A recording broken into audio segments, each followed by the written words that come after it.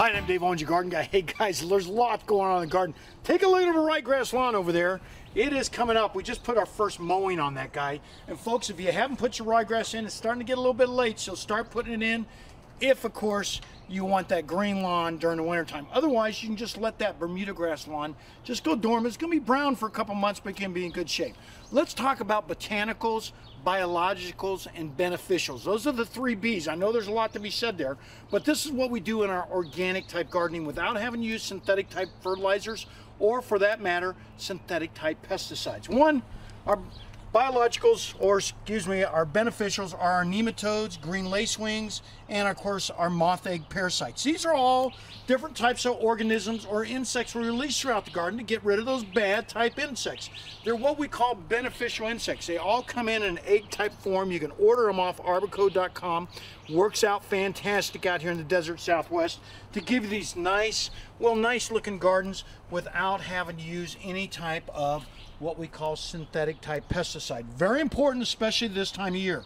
Let's talk about basically our biologicals, and this is one that I use quite often. It's called Thuricide, and it gets rid of all those different types of, well, caterpillars in your garden. It's real easy to use. It comes in a liquid type form or a dust type form, and it gets rid of those caterpillars that are munching on your leaves and creating that little hole right in your leaf. You see it so often out here, and people always are emailing, why do I have holes in my leaves? Especially my lettuce, my pak choi, my bok choy, my spinach. Well, that's the reason. It's because you got a caterpillar in the garden, or a multiplicity of those.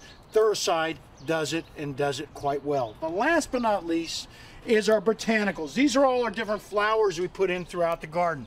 These flowers do a great job on increasing our pollinators and, of course, keeping those beneficial insects in throughout the garden. Here's some that we put in from seed right over here. Our cosmos, calendulas, poppies, nasturtiums, all those can go in, along with one of my favorite, of course, is marigold. This is one that works quite well out here in the desert Southwest. You can put it in by seed, and it does very well from seed. Actually, it does better from seed than it does from transplants. So remember, when you're growing organically out here in the desert Southwest, remember the three B's: the botanicals, the beneficials, and the biologicals, and you're on your way towards a nice organic garden through the fall and winter.